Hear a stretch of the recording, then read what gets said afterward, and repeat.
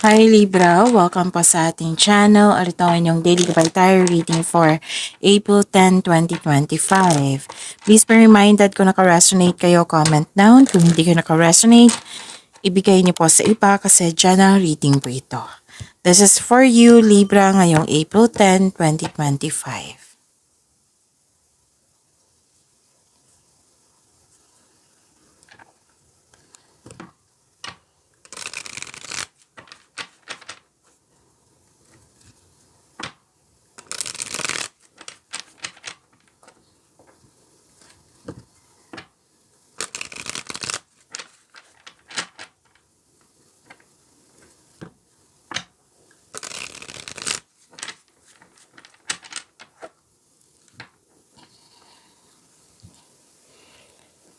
Para po ito sa inyo Libra ngayong April 10, 2025.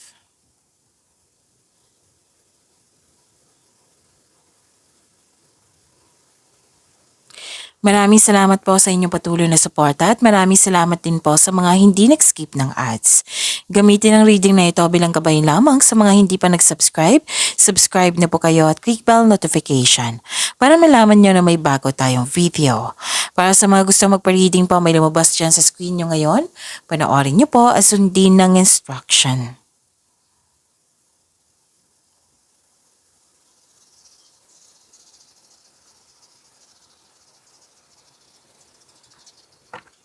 Spirits Guide, mga ganap po para kay Libra ngayong April 10, 2025 ay need 3 cards po.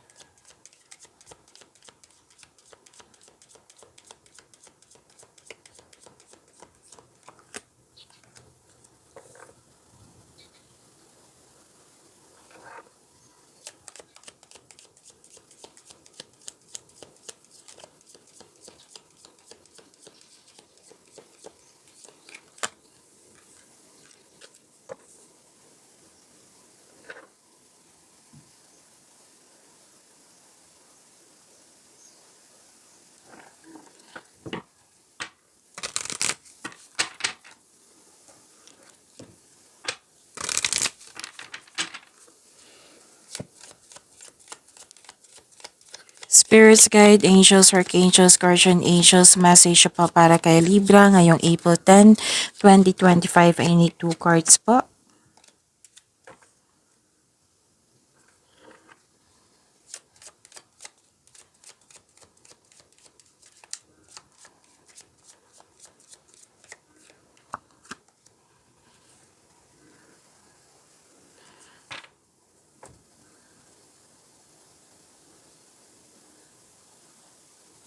Ngayong April 10, 2025 para po kay Libra, may biglaang pagbabago po dito. Oo. Pwedeng may separation na ganap, pwedeng literal na separation, pwedeng end of contract ito, pwedeng closure, pwedeng tumiwalag, pwedeng may umalis or bumalik or umuwi. Pwede din na you put limitation or nagkaroon ng boundary. And nakita ko lang dito Libra na gusto mong magkaroon ng yung makapagpahinga kayo, makapag-isip, makapagpahinga, nagkaroon ng isolation dito. And may concern kayo sa taong matigas ang ulo or mahirap kausap or sobrang stricto. Yun, may concern kayo sa mataas ang ego at may nakita rin ako ditong pwedeng schedule na ito or ngayon na o ganap na ngayon na pumasok kayo sa malaking building at may inasikaso. And this is wow, prosperity po ito. Oo. May nag-uusap dito na grupo ng tao and I believe this is your family. Nag-uusap po regarding sa domestic matters or sa property. Ang ilan sa inyo home base yung trabaho or sa bahay po.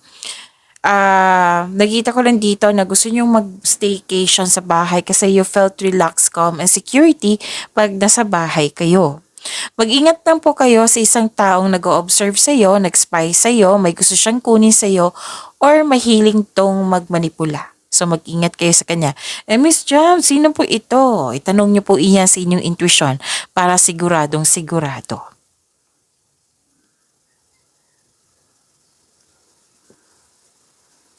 Mensahe for you, 2525 spiritual insights. Seek deeper spiritual insights. They will illuminate your path forward. Another message, 2626, soul connections. You are connected to the souls you meet. Each encounter holds valuable lessons.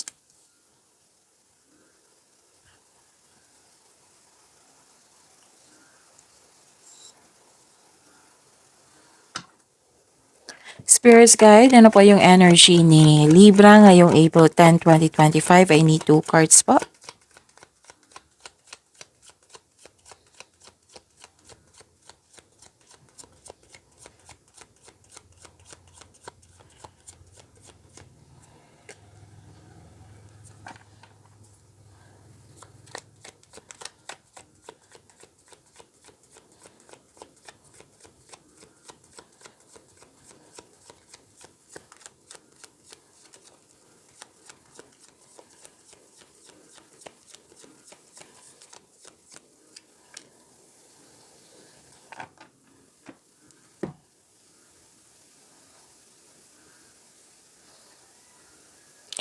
Kung may narinig kayo or may nakita kayong repeating message, for example, nanood kayo ngayon sabay-sabay po na April 9 and April 10 na video reading niyo po Libra. Tapos may napansin kayong naulit na mensahe. Yan po yung pinupush ng course nyo na kailangan nyo pong bigyan ng atensyon, solusyon at aksyon kung maaari po.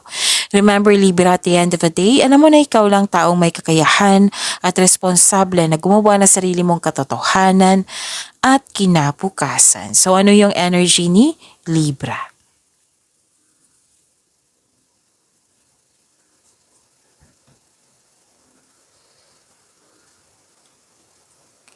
Okay, may nakita kong disappointment dito. You felt empty, emotional overwhelmed, and repressed emotion.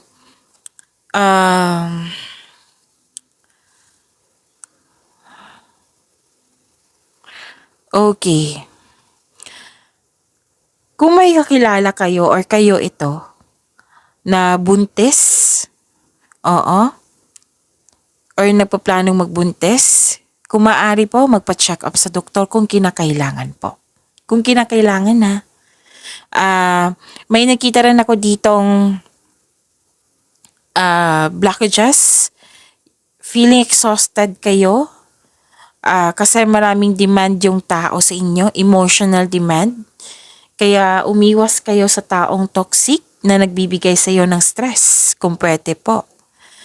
At pwede din may naalala kayo ngayon na nag-invest ka ng time and effort sa sitwasyon or sa tao or sa project na akala mo yun na pero hindi pala.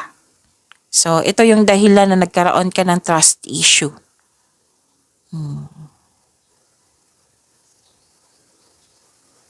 Okay. May sinabi ang card niyo po dito, Libra, na kung may tao na dumating sa inyong buhay na hindi mo siya lubusang kilala, kilalanin niyo po daw ng mabuti. Alamin niyo kung green flag ba ito or red flag ba ito.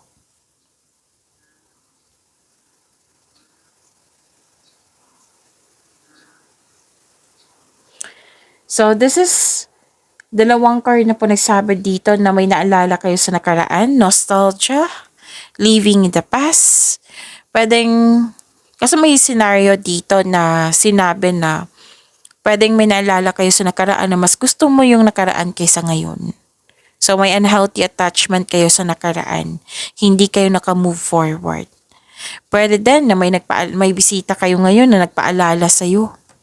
Like for example, may trust issue ka or may trauma ka sa nakaraan. Tapos minention yung bisita.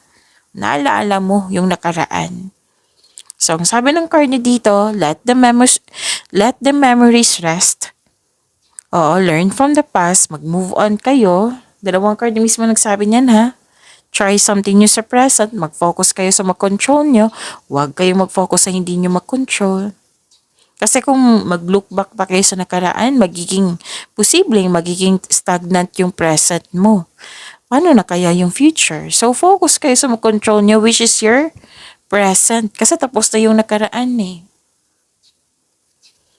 Kunin mo lang yung mga natutunan mo sa nakaraan. Tapos you have to live in the present. Para may expectation tayong better outcome sa future.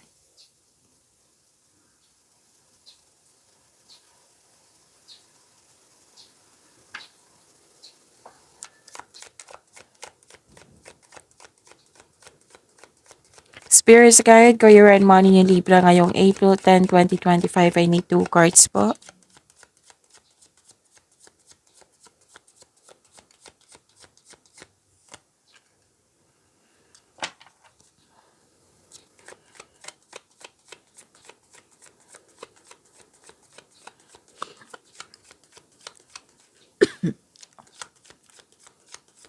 Excuse me.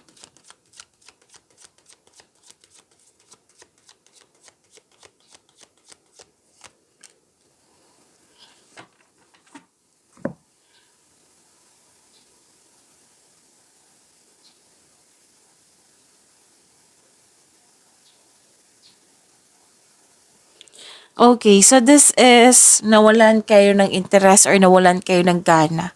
Nagkaroon ng stagnation po. Pwedeng bored kayo ngayon sa trabaho nyo, sa mga ginagawa nyo, or dismayado kayo sa current position mo ngayon. And this card tells you na kailangan mong labanan yung nararamdaman mo. Alalahanin mo yung inspiration mo sa buhay para ma-motivate po kayo. Kasi your emotional energy is stagnant today. Pagod, nagmuni-muni, malalim ang iniisip. Ito yung sinabi sa inyong oracle cards nyo dito kanina na nagkaroon ng isolation, na gusto nyo mapag-isa. Pwede doon may alok sa inyo na pinag-isipan mo ng mabuti or kailangan na may piliin. Kasi guarded ka eh. Hindi ka makapag-decide agad kasi guarded ka. Ayaw mo na masaktan or ayaw mo na magkamali. So, naging wiser ka. Pero may advice on card nyo dito na don't hesitate too long. Kasi baka mawala ito eh. Oo. So, nag-iisip ka muna para maiwasan yung trauma na hindi mangyari ulit. Yung mga pagkakamali mo dati.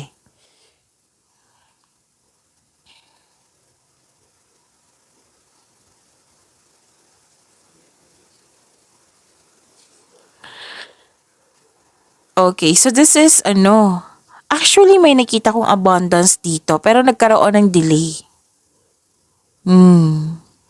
Alam niyo naman, delay, hindi naman yan kansela eh. Matutuloy din yan.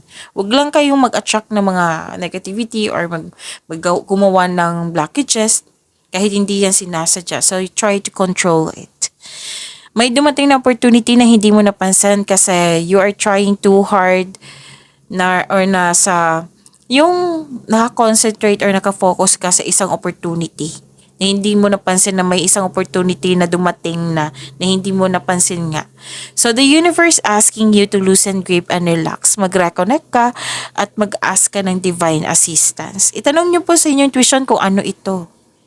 So, kailangan talaga na pag-isipan na mabuti, di ba? So, yun. Kasi,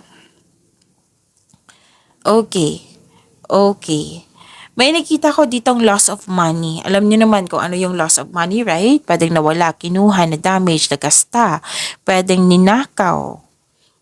So, check your money now. Okay? So, itong abundance, delayed abundance dito, i-attract nyo, i-invite nyo na dumating ka na kasi kailangan kita. Alam kong darating ka, sana dumating ka na. Yan, positivity yan, nakakatulong yan.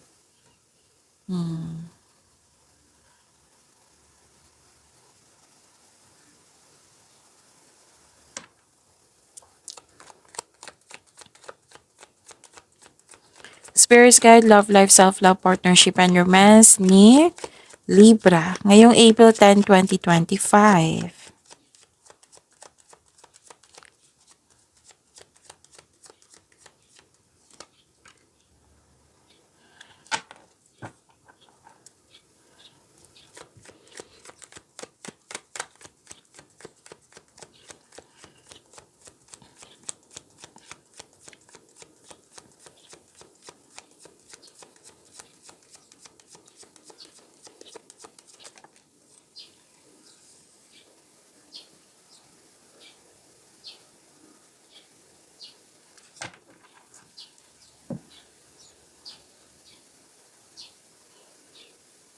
Maraming salamat po sa patuloy na tiwala, suporta sa ating channel. At maraming salamat din po sa mga hindi nag-skip ng ads. May concern kayo sa sobrang, okay, pwedeng concern ito sa iyo or concern mo sa isang tao. May concern kayo sa isang tao dito na sobra sa trabaho. Pwedeng wala siyang time sa iyo or kayo ang walang time sa kanya. At may concern dito sa materialism. Oo, sobra sa paggasta. Naging materialistic. May taong hindi marunong magbigay halaga. May selos, inggit.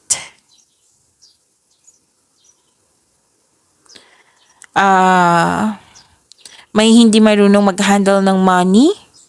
May taong hindi maasahan. So, instead na magalit po kayo, mag-usap po daw kayo. Sabi po ng court. Tapos gawa po daw kayo ng adjustment para magkasundo kayo. Tapos, prepare yourself kasi may taong nanghihimasok sa inyong decision making dito. So, meaning to say, yung mahilig magmanipula, andito siya. Oh. Sa oracle cards nyo, dito rin siya sa love life nyo. May taong nanghihimasok sa inyong decision making.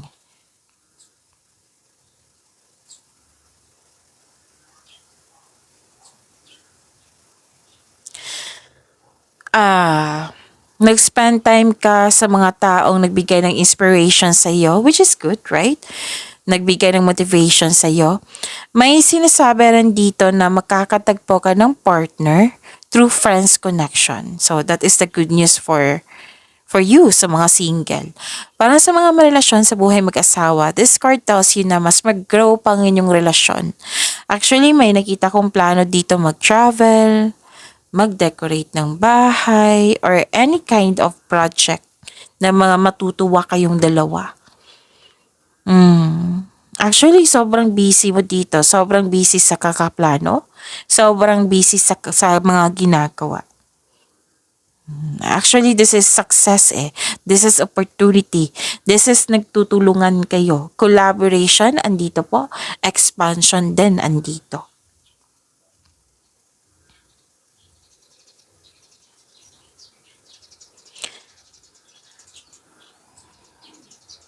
Okay. May nakita rin ako ditong pag-level up nyo na may prosperity. Lumabas din siya dito, 'di ba, sa oracle cards nyo, yung nabanggit ko regarding sa yung pwedeng nag-uusap regarding sa domestic matters, sa property na may nakita rin ako prosperity, right? So nandito rin siya, nag-clarify po siya. So may project kayo na excited ka dito na magagamit mo yung experience mo, yung talino mo. So expect na magiging busy kayo ngayon.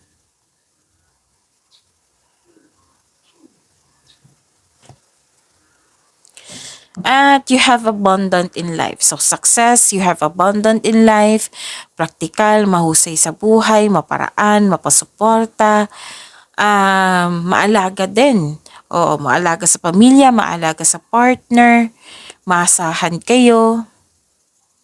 Okay. So, may sabi dito na, kasi may doubt akong nakikita dito eh. Pwedeng kayo ito or pwedeng yung partner nyo na iniisip pa ito. Iniisip pa po. Hindi, I think hindi pa ito nasabi or nag-open up sa iyo. Or kayo ito, di ba?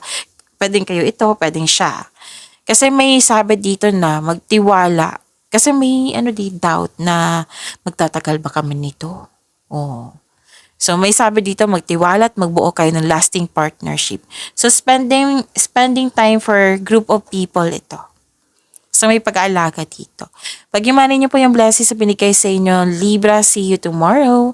Please like, subscribe, and click po button for notification para updated po kayo sa daily tarot reading natin. Maraming salamat po.